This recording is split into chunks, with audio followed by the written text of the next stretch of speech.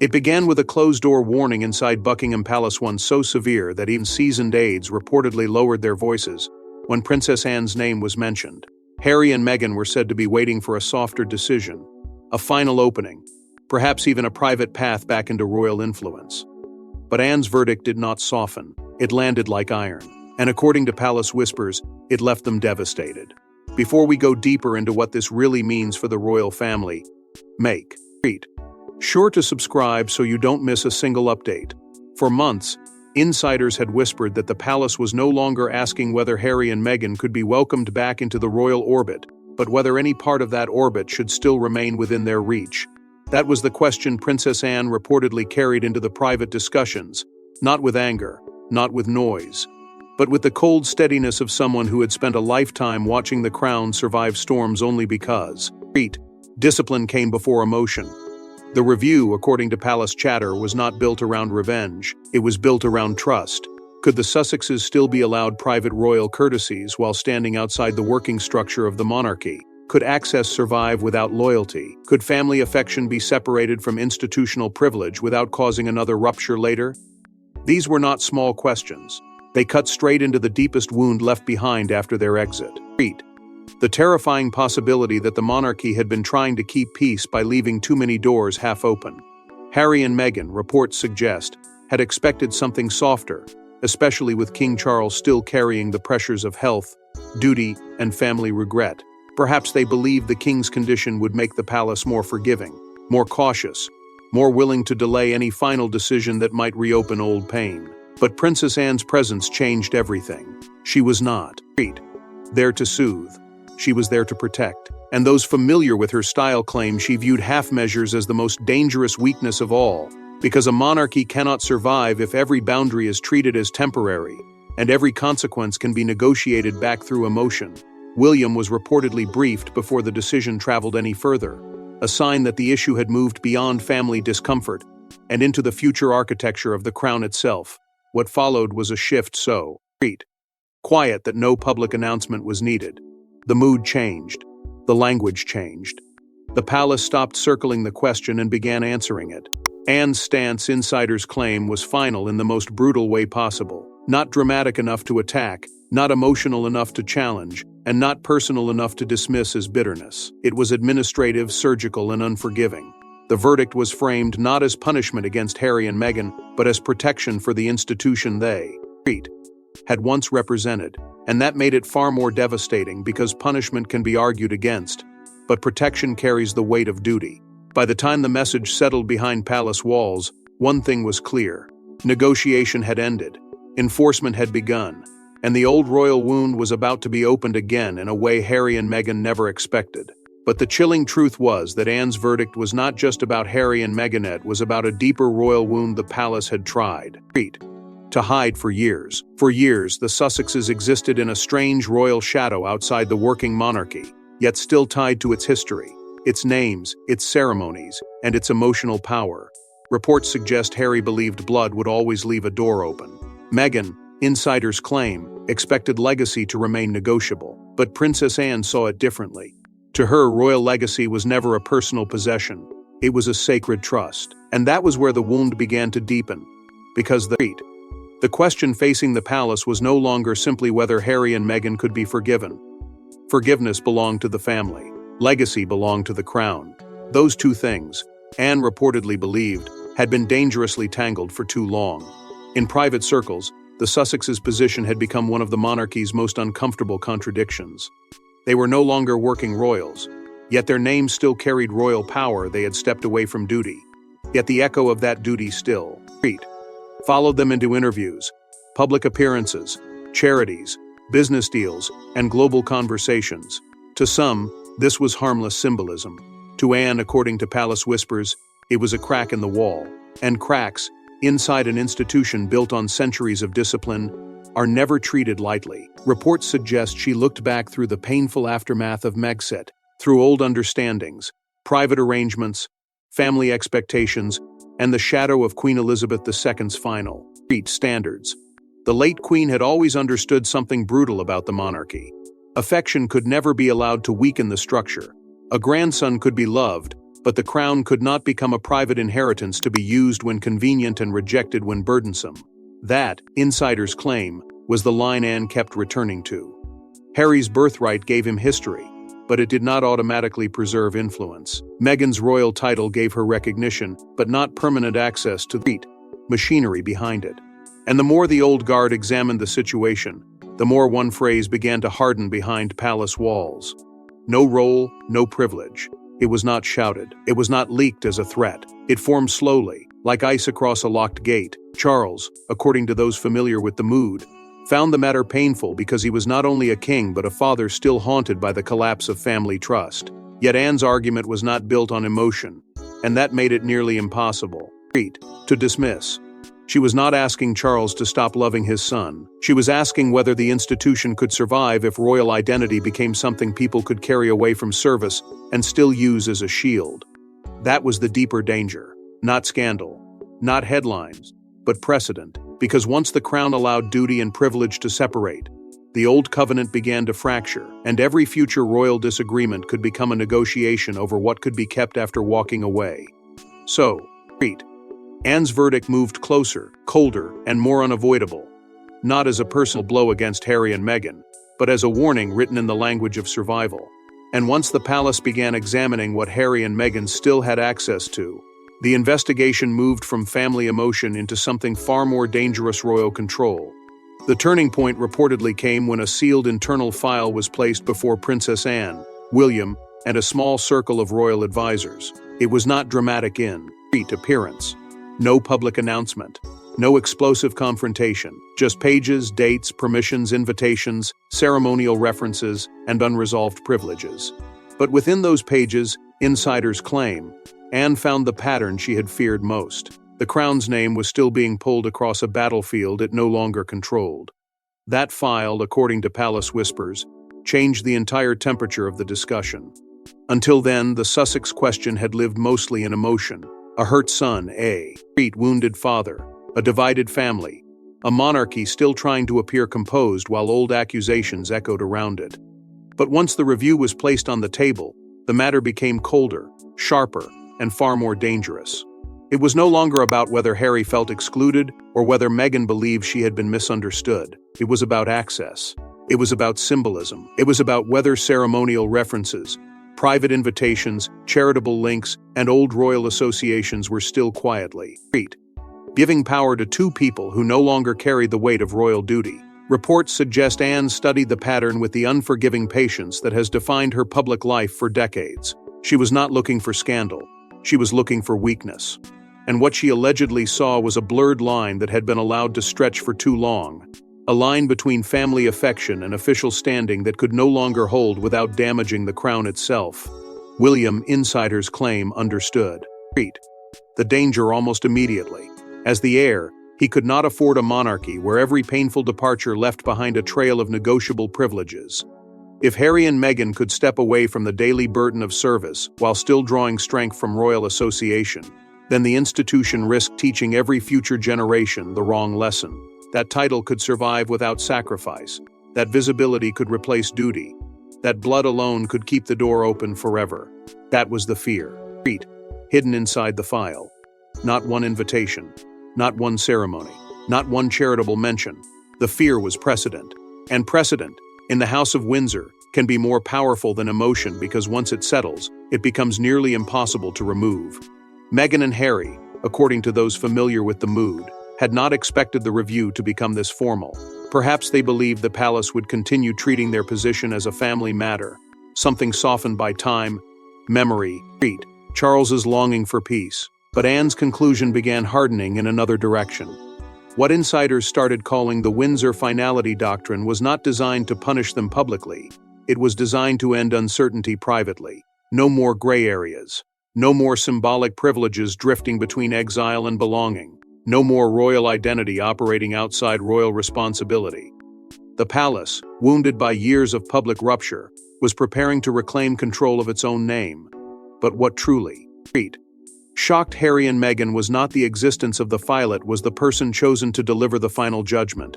Princess Anne did not arrive as a negotiator. She arrived as the monarchy's hardest edge, the royal who had watched scandals come and go, watched reputations rise and collapse, watched emotion threaten duty again and again.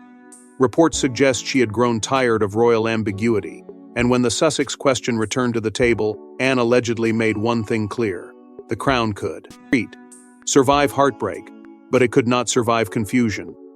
That was the force Harry and Meghan reportedly underestimated. Anne was not moved by headlines, public sympathy, or emotional pressure. She had lived too long inside the machinery of monarchy to mistake noise for power. To her, the real danger was not what was said outside palace walls, but what was left unresolved within them. For months, insiders claim, she had watched the same question return again and again. How could two people remain outside the royal system while still benefiting from its shadow? Each delay made the problem heavier.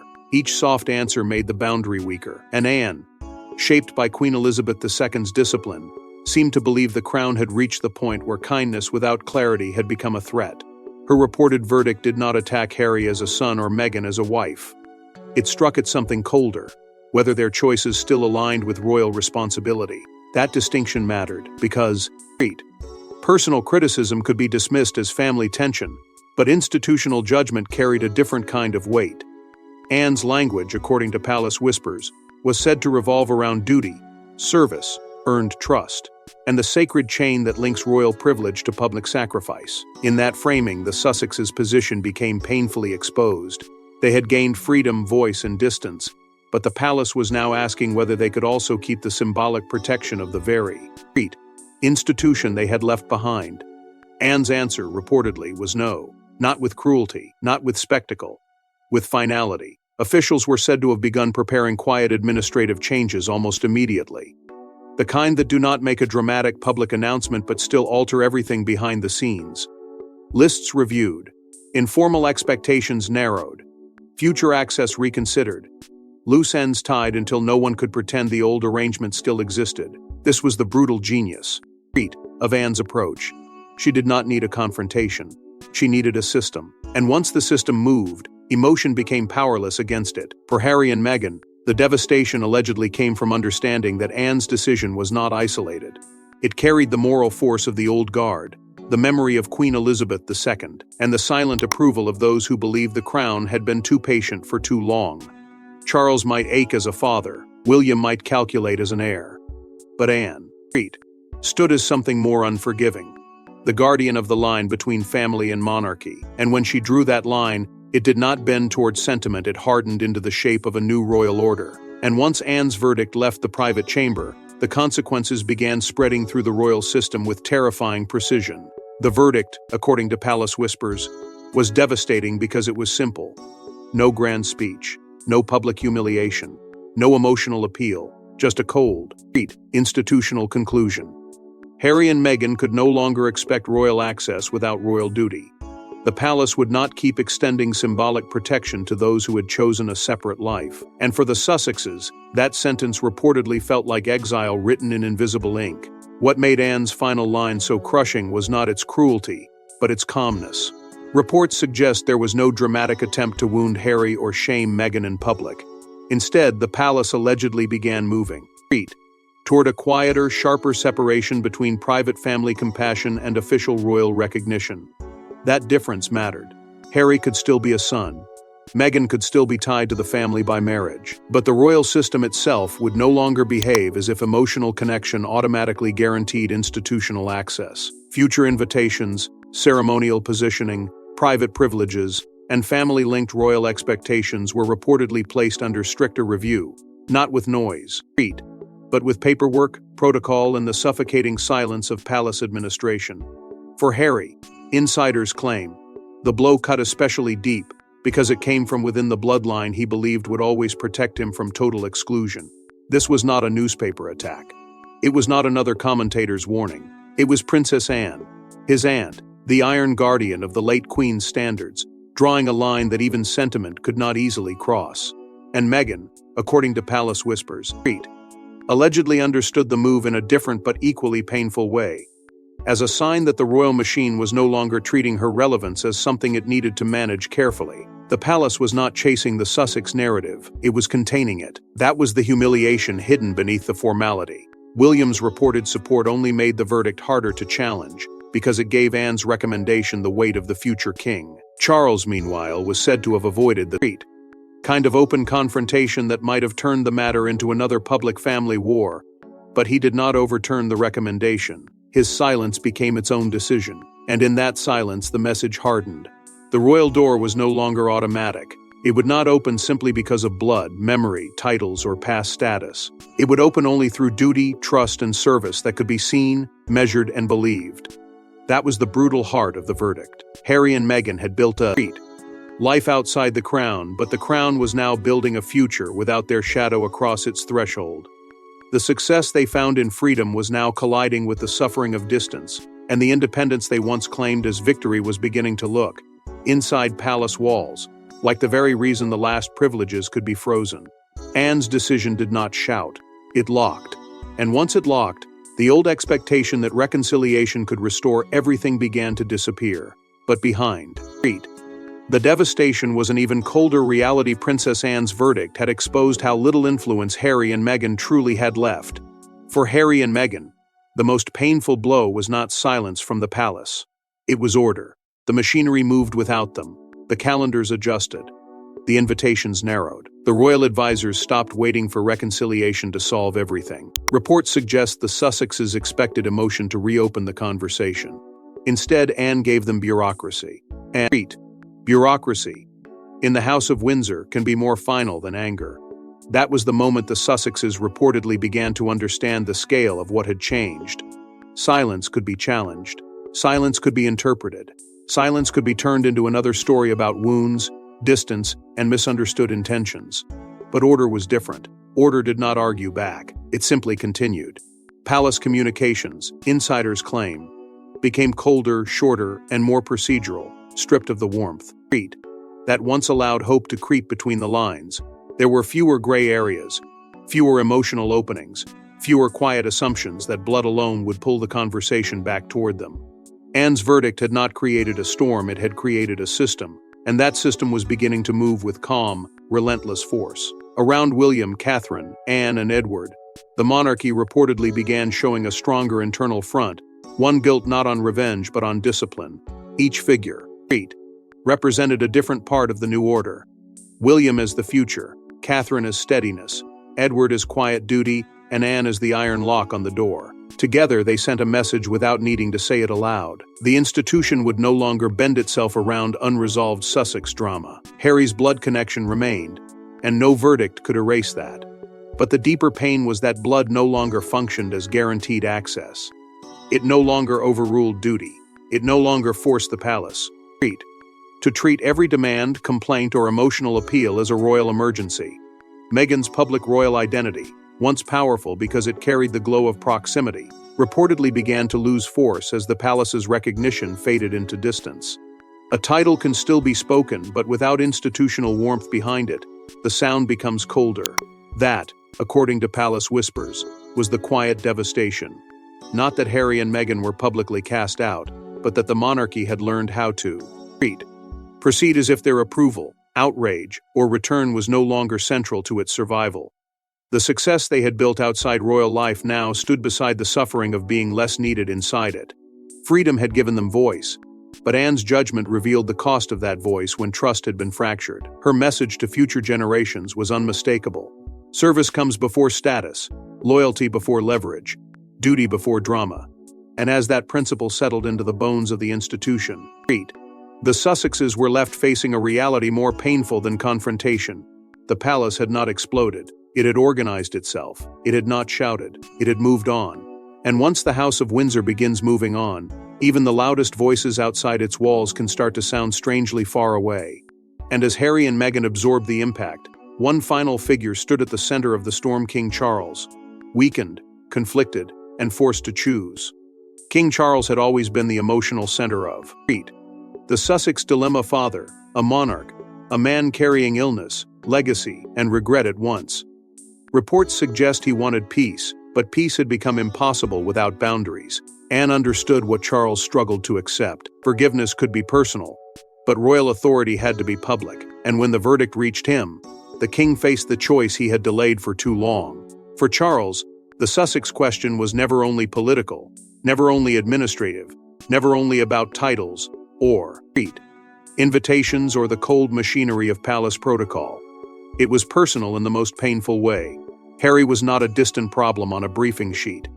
He was his son, the child whose grief had once been shared by the nation, the prince whose rebellion had become one of the deepest wounds of the modern monarchy. And yet, according to palace whispers, that very pain was what made the decision so dangerous. A father could hesitate. A king could not. Charles reportedly wanted to avoid an explosive confrontation because another public rupture would only reopen the scars the palace had spent years trying to cover. But Anne's verdict forced him to look beyond the ache of the present and into the danger of the future. If uncertainty remained, if access kept shifting according to emotion, if Harry and Meghan could remain close enough to benefit from the crown while distant enough to challenge it, then the monarchy would never fully regain control of its own story. William, insiders claim, understood this with brutal clarity. As heir, he allegedly argued that the institution could not keep reopening the same wound every time the Sussexes returned to the edge of royal life. There had to be an endpoint. There had to be a line strong enough to survive sadness. And Charles's health made that line even more urgent, because a weakened king could not leave behind a weakened system. The future had to be settled before the next reign began to take shape. That was the pressure closing around him. The love of a father on one side, the duty of a sovereign on the other, and Anne's iron logic standing between them like a blade. Reports suggest Charles did not publicly condemn Harry and Meghan. He did not turn the verdict into a speech, a rebuke, or a royal spectacle, but he also did not overturn it. And inside the palace, that silence reportedly became more powerful than any official statement. It meant Anne's recommendation had survived the only challenge that truly mattered. It meant the king, however wounded, had allowed institutional discipline to stand above personal longing. For Harry and Meghan, that may have been the most devastating realization of all. They were not merely facing Anne's final line, they were facing the fact that Charles would not rescue them from it. The man they may have hoped would soften the blow had instead stepped back and let the machinery of the crown move forward. And once that happened, the verdict no longer belonged only to Anne. It became part of the monarchy's future. But the final blow was still to come, because Anne's verdict was never just about closing a door, it was about announcing who would guard the crown next. By the time the palace settled into silence, the message had already traveled through every corridor that mattered. Princess Anne had delivered the verdict. Charles had not reversed it. William had not softened it. And Harry and Meghan, once central to the monarchy's most painful modern rupture, were left, facing a devastating truth. The crown had stopped chasing them. The institution had chosen order over emotion. That silence became the beginning of a stricter royal era, one shaped not by public drama but by the hard discipline of survival. Reports suggest Anne's verdict did more than settle one dispute, it redefined the meaning of belonging inside the House of Windsor.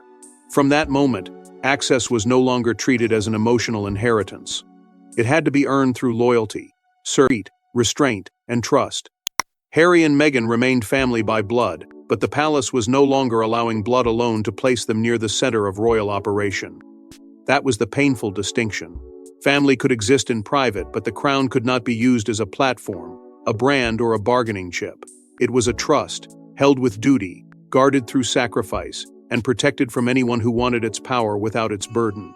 In that new order, William's future reign began to appear sharper, more disciplined, and far less willing to tolerate blurred boundaries. Catherine's steadiness, Edward's quiet loyalty, and Anne's iron judgment formed the outline of a monarchy preparing itself for the years after Charles. A monarchy that had learned from every rupture and would not let the same wound bleed forever. For the Sussexes, that was the true devastation. Their story had once shaken the palace, commanded headlines, forced responses, and pulled the royal family into a cycle of pain and explanation. But now, according to palace whispers, the machine had changed. It was no longer reacting as if their every move could control the royal narrative. It was closing ranks, tightening rules, and moving forward with cold patience. Anne, more than anyone, emerged as the protector of Queen Elizabeth II's standards, the one willing to say what others softened, to enforce what others delayed, to remind the family that love without boundaries could become weakness. And beneath all the whispers, all the speculation, all the emotional wreckage, one brutal truth remained. The crown survives by remembering what individuals often forget. Duty must come before pride. Service must come before status. Legacy must come before personal grievance. Harry and Meghan may have gained freedom, voice, and distance, but the palace had reclaimed something far more powerful: control. And as the old doors narrowed behind them, the monarchy stepped into silence, not as a retreat, but as a verdict. And in that silence, the House of Windsor revealed its final answer. Family may forgive, but the crown never forgets. Thanks for watching. Please don't forget to like and subscribe, and we will see you in the next one.